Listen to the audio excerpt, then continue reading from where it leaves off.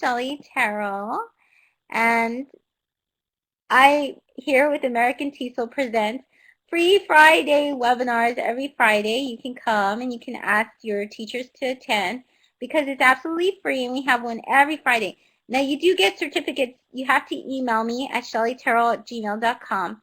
But one of the things is that I'm way behind. So I'm sorry. I will get to the emails eventually. It's just I'm planning the Reform Symposium, which is over this weekend, so I'll catch up on work. So how to start a blog. So if you're new to blogging, there's a few things that you can do with the blog. And I always go by this through social media in general. What do I mean by social media? Well, social media is social. What it means is that you connect, you communicate, you collaborate, and you create. The 4 C's. So 4 C's of blogging, of social media. And this is something that you can do in your blog as well. A blog is a great way to connect with other educators, to speak and have dialogues with other educators about teaching and about problems in teaching and about issues and things like that. It's a great way to collaborate. You can have it's easy to set up actually students blogging in one country and sharing and blogging in another country. And then create. It's a great place when students create something and they put it online, if they do a project. It used to be that when I used to have projects, it was really terrible because I would have to throw away posters or something like that. And the reason why I would have to do that is because the students, they would end up having it's so much paper and I can't collect it. But online, it's fantastic with a blog because they can show it to other people around the world and they can get comments, and it really encourages them. A blog is great for reflection for students and teachers. Students can blog about really serious issues, and then they can come back and then they can reflect on why certain people made decisions, like, for example, in a story, or, for example, they can reflect on their own choices. So what do you share in a blog? Well, some things you can share are stories. You can share stories about your teaching practice.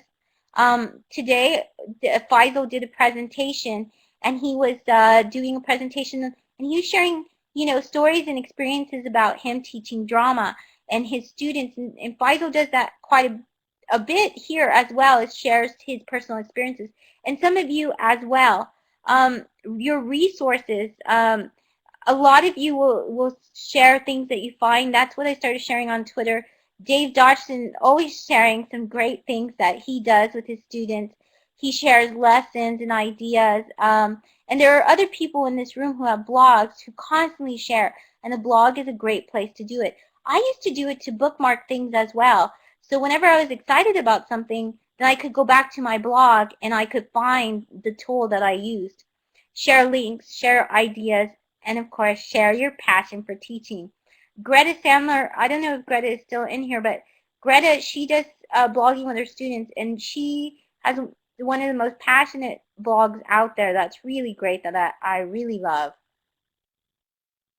Okay, so now that you know about that, there are certain things that we need to know about a blog. So when you start a blog, and I'll show you different platforms that you can choose from that are free, so that's great. Some things to think about. You want to think about your links.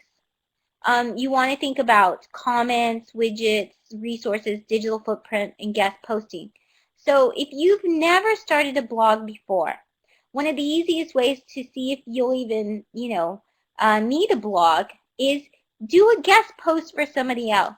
So there are lots of people like me who get so busy that we cannot always write a blog post.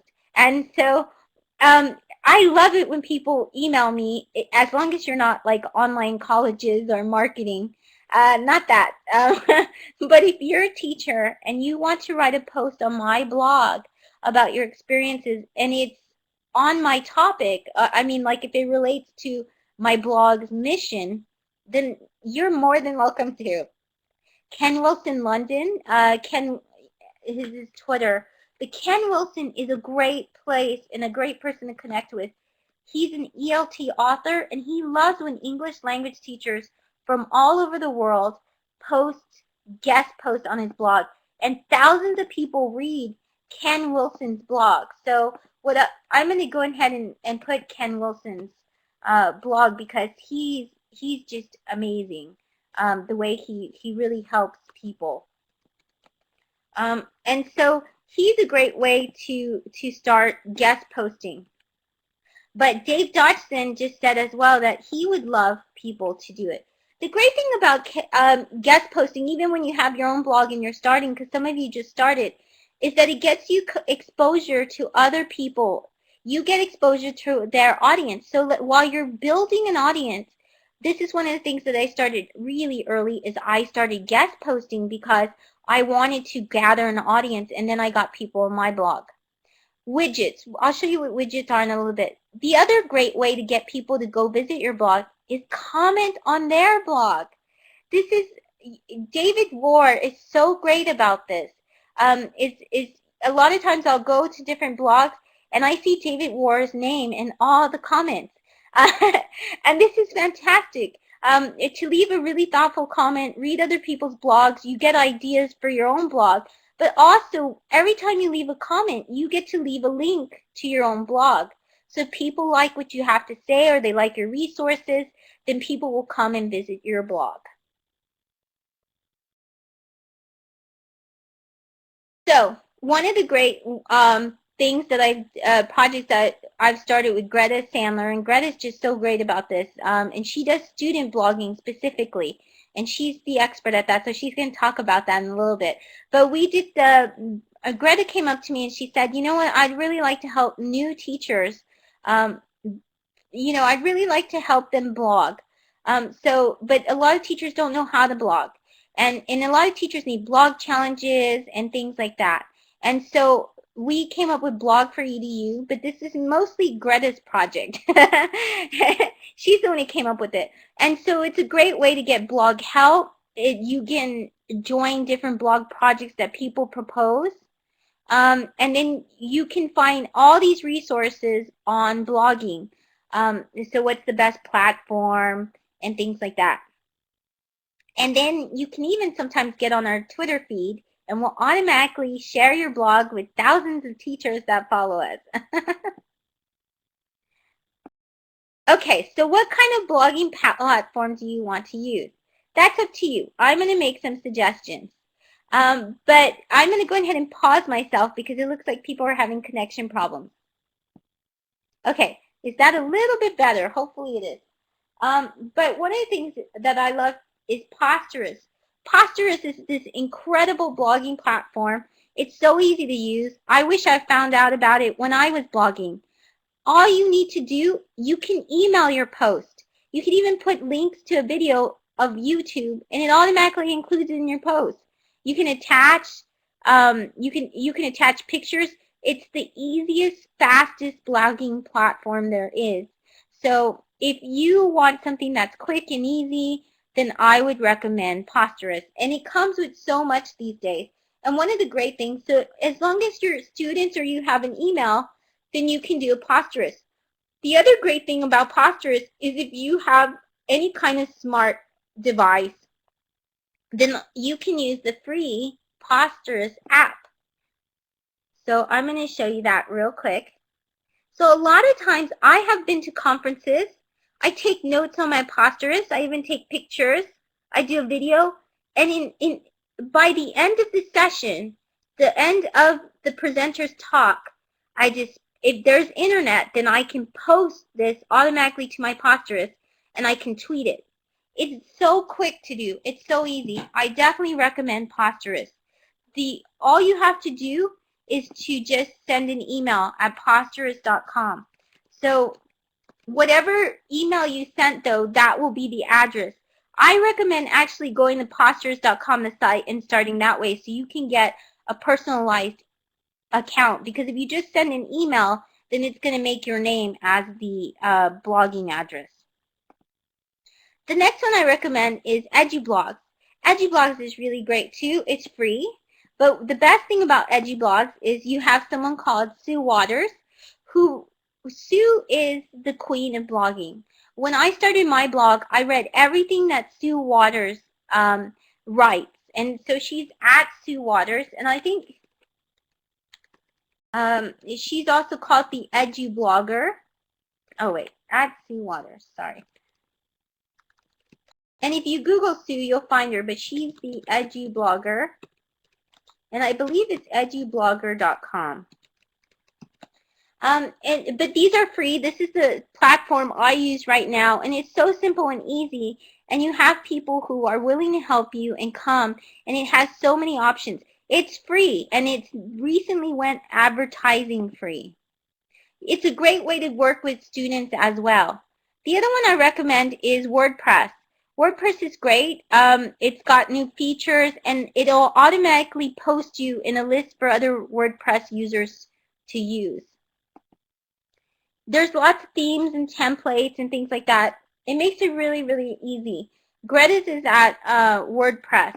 And Greta's, I think, is gret.wordpress.com. So you can go see Greta's. And then the other thing is Blogger. I like Blogger because it's really easy. I have a Blogger account too. Actually, I have 4 because I do group blogs. And these are the different group blogs that I do. Blogger is really good. The benefit with Blogger is it integrates with Google. It's the official like Google blogging service. So you get a lot of widgets, and I'll explain what all of that is in a little bit. Now, if you have really young kids that you're blogging with, well, even if you have teenagers, then you would want to use kidblogs.org. And one of the reasons why you have this is because kidblog.org is really easy to use. It's easy to manage. It's really simple, and it's free. This is the one that Greta actually recommends and that she uses with her students, and she'll talk about that later. So those are the ones that I recommend. If you're doing a student blog, then do Kid Blog or even Edgy Blogs. You can even do Posterous. It's harder to manage though. And if you're doing your own blog, then I recommend Posterous, I recommend Edgy Blogs, WordPress, or Blogger. But Posterous is the quickest, fastest, easiest one out of all of them. Connecting through RSS. Okay, so one of the things you want to do is you want to have a place for people to subscribe. This is called an RSS feed. And basically, let's see if I can find the drawing tool. So here you go. Okay, so this is the drawing tool. And what it looks like is this. You see this little icon? You'll see that icon a lot of places, the orange kind of something that looks like that. And that's how you can subscribe to a blog. You will need a feeder, a blog feeder. But that's one of the great ways. You can do this through Google. Google has its own feeder. So go to the Google Reader. And that's a great one to share through. And one of the reasons why is because if you put a star on it, then you can automatically share with people, a whole bunch of people, quickly. And especially with Google Plus, that's another great way. You can share with a note, you can like it, you can email it, you can add a comment, you can add tags, you can even favorite it. And then, so the other thing is, okay, so this is your RSS feed button. This is what it looks like. Here are the feeds. And then you get all the feeds in a row like that. This is the easiest way to manage blogs. There's over 1,000 blogs that I subscribe to. I wouldn't be able to read them all if it wasn't for Google Reader. So that's one of the things that I definitely recommend, that if you are reading blogs, save time, go to Google Reader and sign up for a free account. This is what it looks like when people read in a Google Reader. So you see that you can see my video, even though this is a Vimeo video, you can still see my video. This was my blog post in my blog, but in the reader, this is what it looks like. So you can see the title, you can see the links that I've included, and they are clickable links, and you can see the video. So here are some great tips that I recommend to get your blogging word out there. The first one is use social media. So if you just started a blog, what are some of the social media tools that you use to spread the word of your blog? and get people to read it. I want to see which ones the attendees type. Yes, Facebook and Twitter are fantastic. A Twitter feed, yes. And now, folks, what's the newest one that you can get it over thousands of people to read it? Yes, Google Plus. Great job, Elizabeth. Google Plus is a great place to get people to read your blog. I mean, I was sharing RS Con today, but use social media wisely. Okay, so now on Facebook, you have groups, you have pages, and you can share every time that you have a Facebook group that you belong to, every time that you have a page that you belong to, share your blog post in them. The groups and pages aren't going to be interactive if you don't share. There's a lot of pages like the British Council teaching. They have over 2,000 members. 20,000 members. Anne Foreman does this. And the British Council teaching page recommends that, they encourage you to share your blog post. So go ahead and share. The other thing is that you can use the plugin called Networked Blogs. That's what I use. So sign up for Network Blogs. It's a little bit of a hassle. You have to get, so many people to approve your blog post. But once you do it, it automatically posts it for you. So you don't have to go and copy and paste every time that you do your blog post. So I would recommend Network Blogs. It's really easy. It ranks things. It shares your blogs with a wider audience, and it saves you a lot of time to where you don't have to share on Facebook all the time. So use your social media wisely. Hashtag your posts. When you can use, Dave said something like Twitter feed. That's what I use. You can automatically add oh, that's a good idea. So Mariana said use Yahoo groups too. Yes. LinkedIn. Use your social media to spread the word. Twitter feed.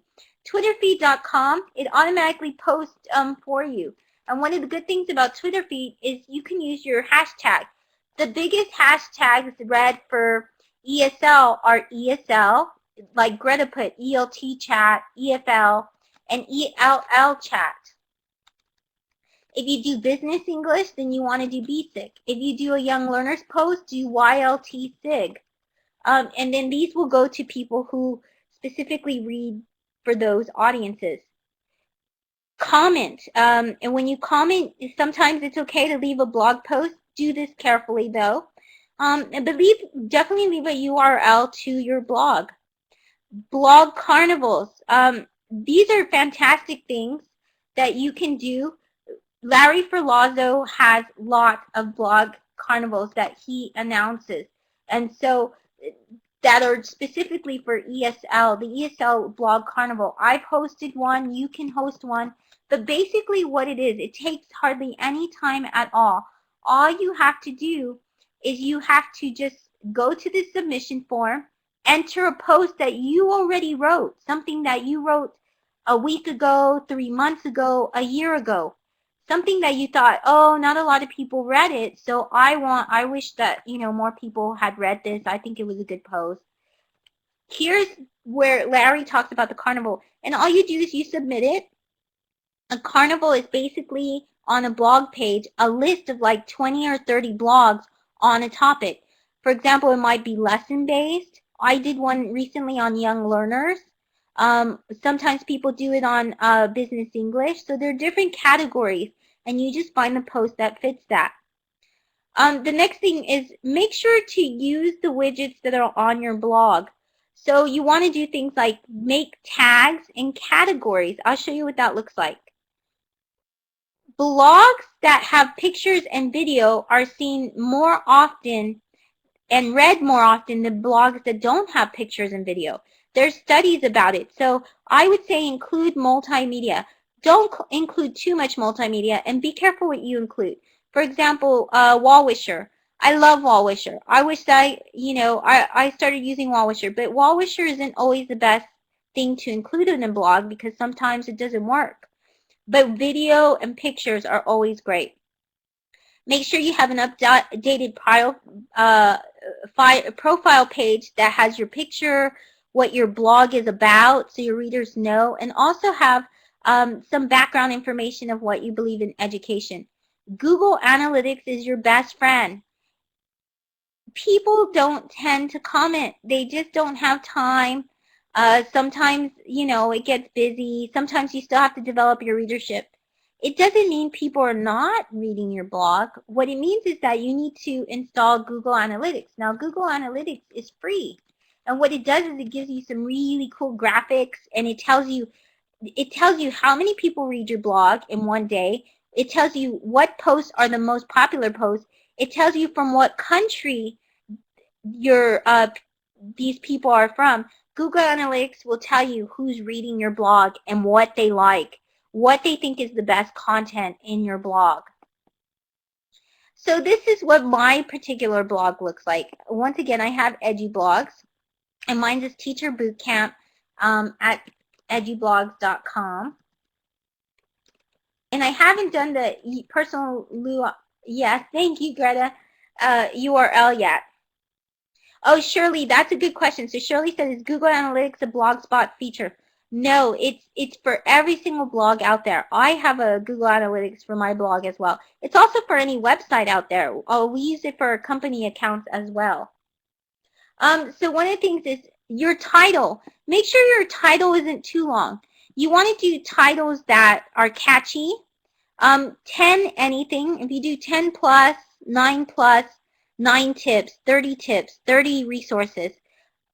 They did a study, and a lot of people will click those links the best.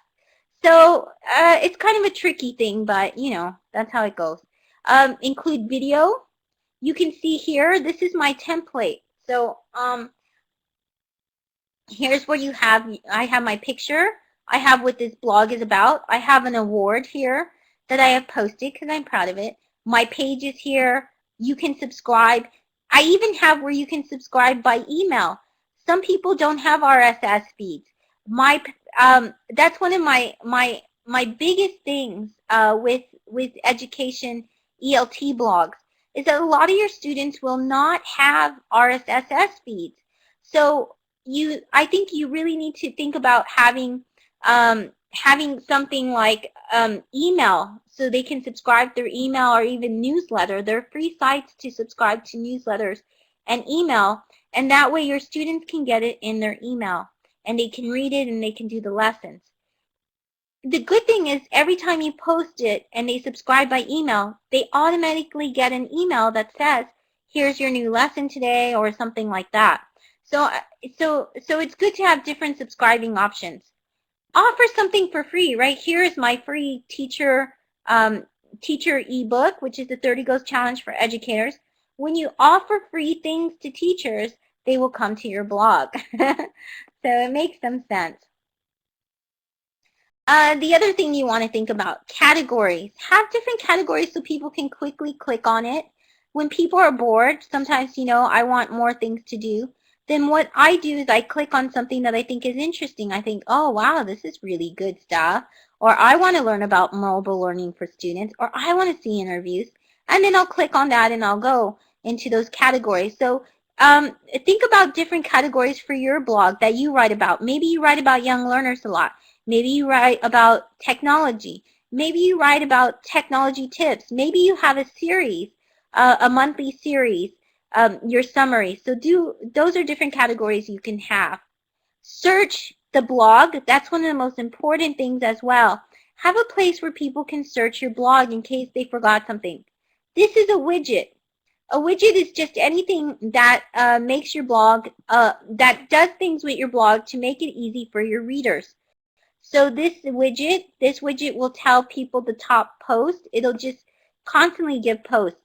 This one gives posts with pictures.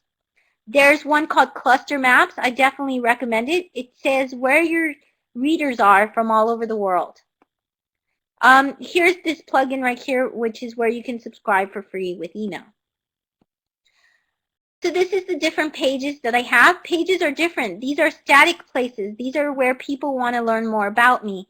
This is not a category. So archives, that's a page, blog roll, other blogs that I recommend, my mission and philosophy, my upcoming presentations, my about me section, my contact information. So a page is different than a category. A page is something that is not going to change. So for example, my about section, well, I'm not going to update that too many times to where I would need it like a regular blog post that updates. A little bit more, I have a little mission statement under my picture. And I tell people subscribe for free. Sometimes people don't realize that they can subscribe for free.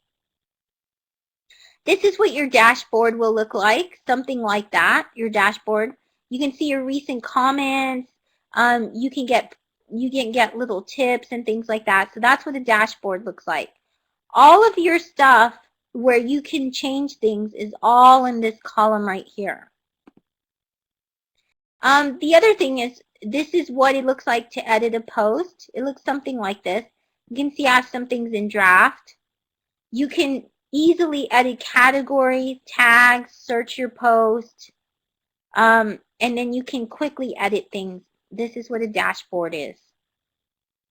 This is what it looks like when you do a post. It looks sort of like a writer, like Microsoft Word here. You can bold things, you can add links, you can change the font. So there's different, your word count. Your categories are over here in categories. And tags, you'll find it here. Here's your categories. Your tags are below this. So that's where you'll find a lot of the most important to update or to publish.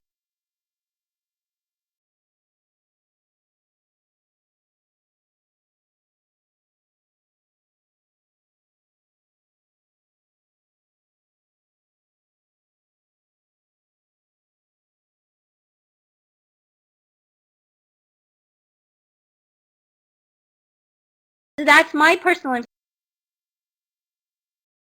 To have Greta come up and talk about her experiences, if she's still in here, with blogging with young learners. So I'm going to go ahead and allow Greta to speak. Thank you, Greta. Can Greta speak? Greta, is it okay? Is your connection okay?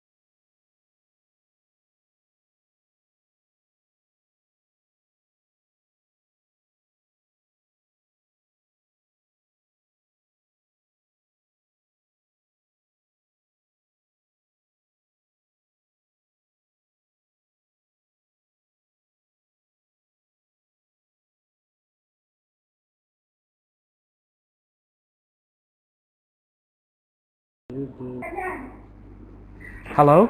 Do you hear me? So here you have to say yes. No, you don't need to show me smiley face. um, okay, thank you very much, Shiri. Well, this is great. I think that one, just while joining this class, I was chatting with my uh, another teacher, and really she asked me that how it's important how to create a blog, because I think that for me that blogging is very important. Uh, so I want to say more about the advantages that you said about blogging and how blogging is important for teachers, but not only for teachers.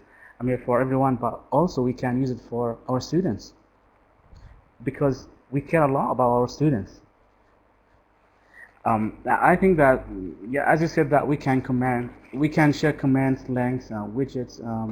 I mean, um, blah blah blah. But also the thing that I think before one week, just I was learning by a teacher in America through blogging. This is why sometimes we can post lessons. We can also uh, share pictures, as you said, share videos, and also we can share schedules as well. And also, well, I think about blogging, we can share songs that we can use in our classes with the students, whether the songs done by singers, favorite singers, or sometimes done by the students themselves. The thing that I like about blogging that we keep in touch with our students. The, sometimes we can use the blogging for giving them homework or kind of assignments. And then they can share each other, whether they're with their names or with, uh, assuming names or whatever. But the most important thing about using blogging, and this is maybe the most important advantages of blogging, is I think that we let the shy students, the passive students, to share their ideas. I mean, their comments. Sometimes we can share them with an accident that happened with someone, and then we leave them to, share their post and share their comments. And so the shy students who couldn't speak or feel that they are afraid to speak, they can write. Uh, I think that blogging enhances writing skill for the shy students and let them that, get rid of their shyness and coyness. And then later, I think that we use